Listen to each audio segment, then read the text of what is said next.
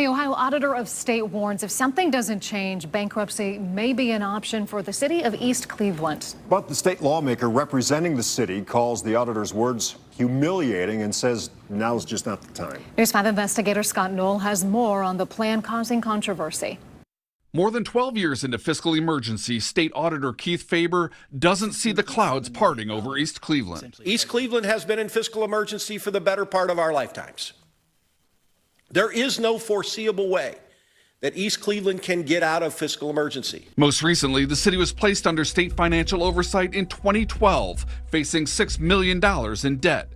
Forecasts now have East Cleveland's budget hole growing to $30 million in 3 years, and the city's most recent financial recovery plan rejected by the Oversight Committee, citing, among other things, the city's failure to explain how it will pay off tens of millions of dollars in judgments it owes stemming from police misconduct cases.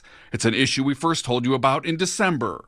Now, Faber calling on lawmakers to work with his office to come up with some kind of fix for East Cleveland's finances. Maybe the solution is that the legislature authorizes East Cleveland to go into bankruptcy under the federal statute and clear off its liabilities and reset the table so that the people of East Cleveland can talk about a future not having to pay for past mistakes. Faber's words a surprise to State Representative Juanita Brent, even though East Cleveland is part of her district. I believe that it should be a concern of the state, but we need help, not humiliation. And I feel like his comments were very humiliating. She says now is not the time for any big decisions about East Cleveland's future. The mayor is now suspended, facing trial on felony corruption charges. It's not clear who will take over as acting mayor. Brent worries it's also not clear what municipal bankruptcy would mean to the city.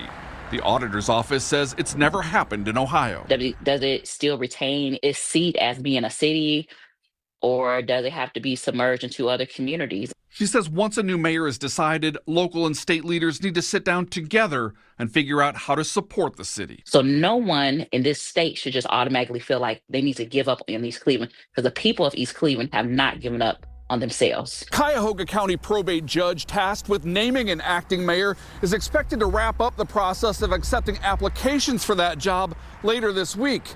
Meanwhile, the Ohio Supreme Court now considering challenges from various city officials claiming they're next in line for the mayor's office.